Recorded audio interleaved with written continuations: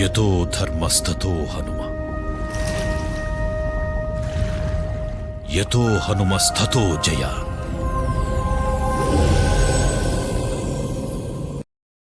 మిగిలిన వానరులు అక్కడ ఉన్నారు. దక్షిణ దిక్కుకు వెళ్ళవలసినటువంటి వానరులలో ఉన్న హనుమని సుగ్రీవుడు వెనక్కి పిలిచారు.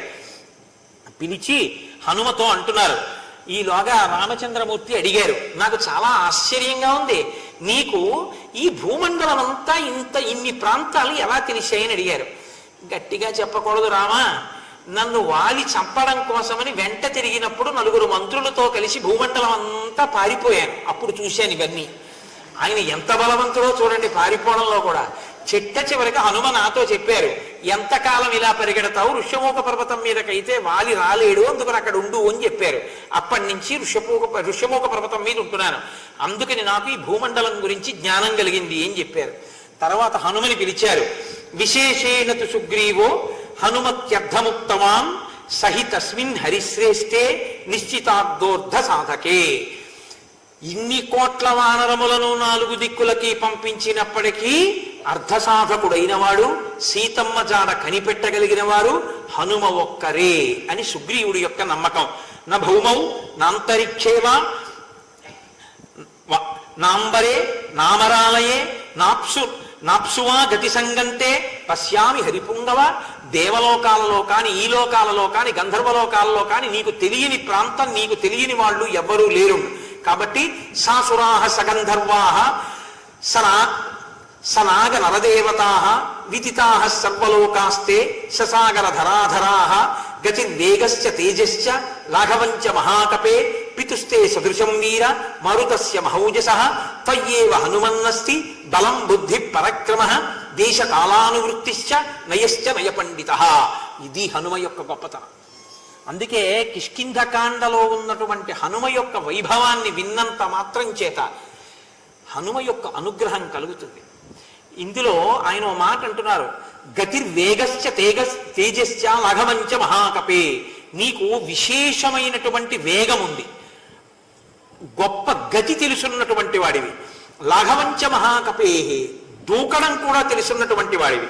పితుస్తే సదృశం వీర మారుతస్య మహౌజసః, నీవు నీ తండ్రి అయిన వాయువుకి ఎంత గమనశక్తి ఉందో, ఎంత వేగం ఉందో అంత వేగం ఉన్నవాడివి. త్వయ్యేవ హనుమన్నస్తి బలం బుద్ధి పరక్రమః దేశకాలానువృత్తిశ్చ నయశ్చ నయపండితః. నీవు దేశకాలములను బాగా తెలుసున్నవాడివి. ఎక్కడ ఏది చెయ్యాలో, ఏ సమయంలో ఏది చెయ్యాలో తెలుసున్నటువంటి బుద్ధి పరాక్రమము ఉన్నటువంటి వాడివి. ఇది లేనివాడు బుద్ధి ఉంటే సరిపోదు, పరాక్రమం ఉండాలి.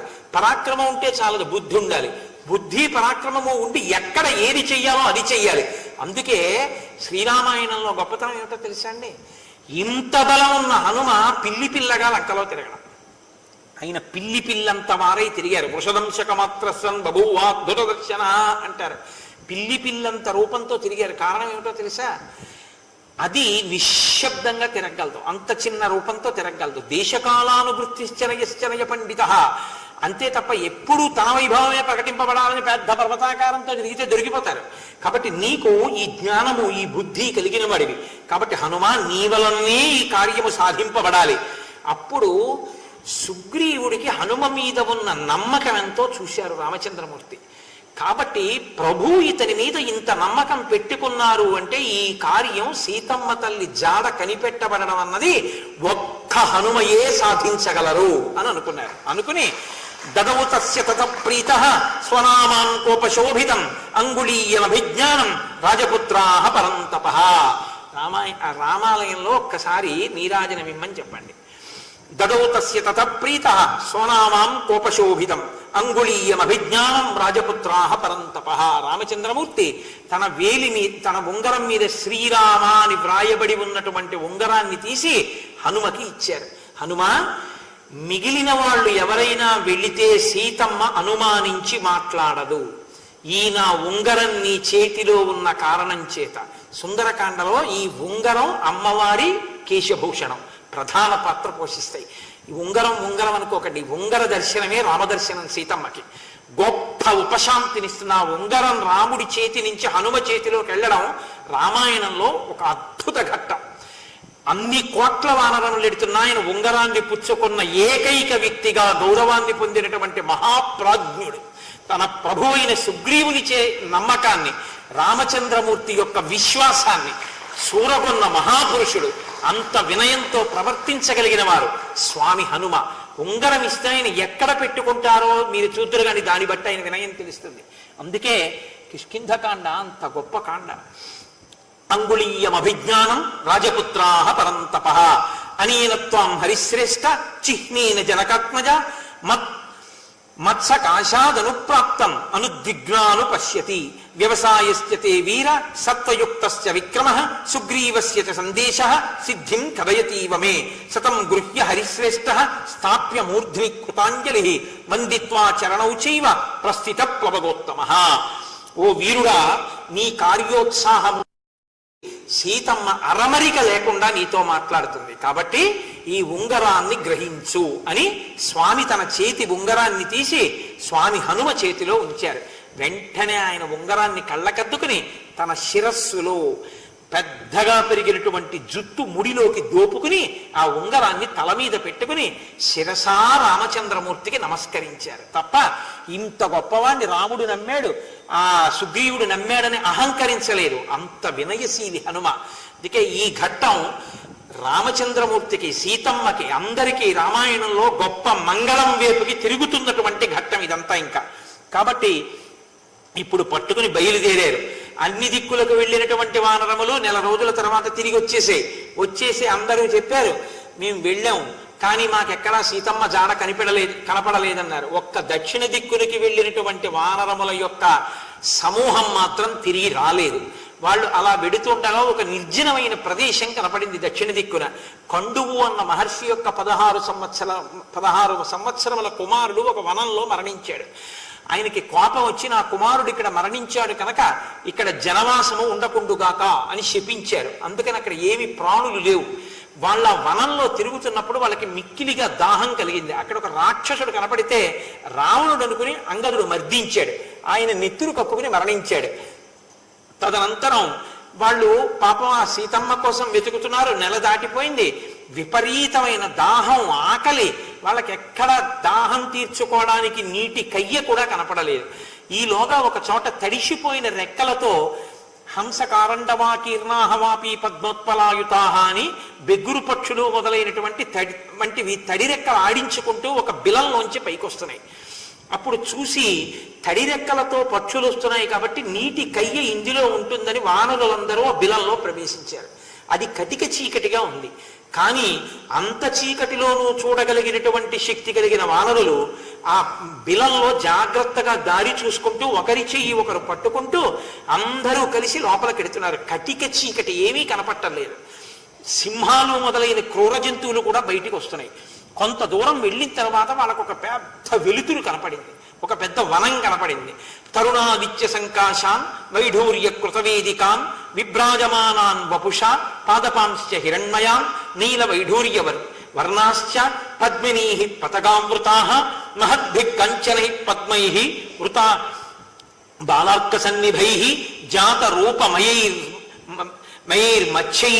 మహద్భిశ్చ సకచ్చపై నలినీస్తత్ర దదృశు ప్రసన్న సలిలామృతా కాంచనాని విమానాని రాజతాని తథైవ చ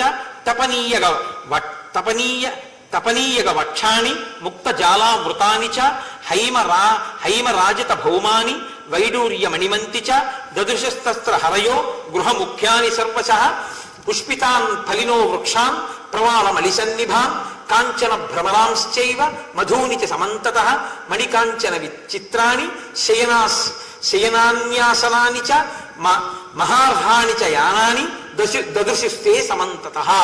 వాళ్ళ వనంలో చూసేటప్పటికి ఒక గొప్ప సరోవరం, అందులో చేపలు, తాబేళ్లు, పెద్ద పెద్ద చెట్లు, పళ్ళు, వాటికి తేనె పట్లు, అక్కడే బంగారముతో అమర్చబడినటువంటి గొప్ప గొప్ప ఆసనములు, తల్పములు.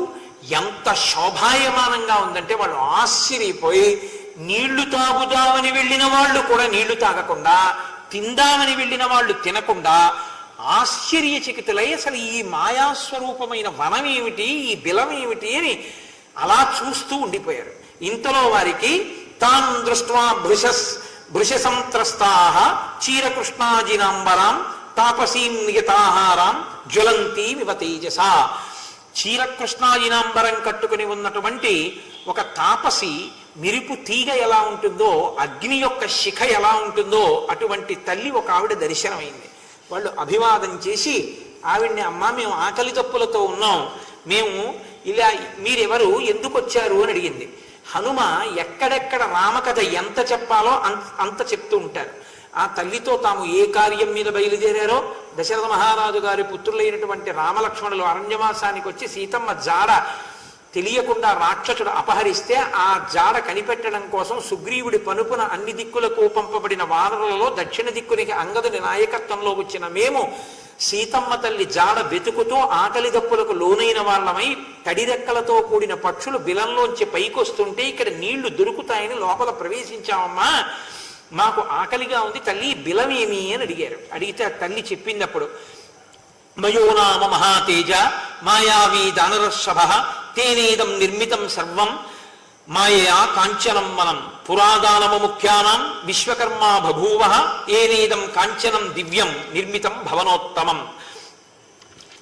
ఆయన శతవర్ష సహస్రాణి తపస్వా మహామనే పితామహాద్వరం లేభే సర్వం ఔషనసం ధనం దుహితా మేరుసావర్ణే అహం తస్యాహ స్వయం ప్రభా ఇదం రక్షామి భవనం హేమాయా వానరోత్తమ మమ ప్రియసఖీ హేమ నృత్తగీత విశారద తయా దత్తవరా చాస్మి రక్షామి భవనోత్తమం అని ఆ తల్లి ఆ బిలం యొక్క రహస్యాన్ని చెప్పింది. ఇక్కడ పూర్వం ఒక దానవరాజు అయినటువంటి మయుడు అనబడేటటువంటి ఆయన ఉండేవాడు. ఆయన బ్రహ్మగారి గురించి గొప్ప తపస్సు చేశాడు.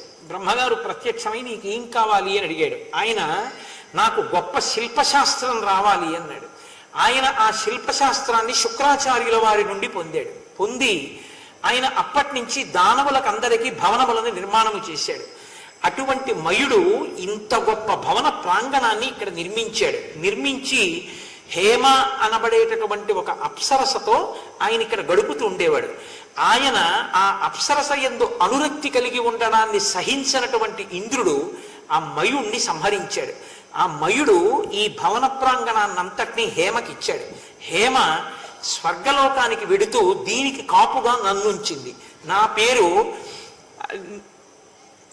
ఇక్కడ స్వయంప్రభ అనబడేటటువంటి పేరు కలిగిన నేను ఈ గుహనంతటినీ కూడా ఈ ప్రాంగణాన్ని భవనాన్ని రక్షణ చేస్తూ ఉంటాను.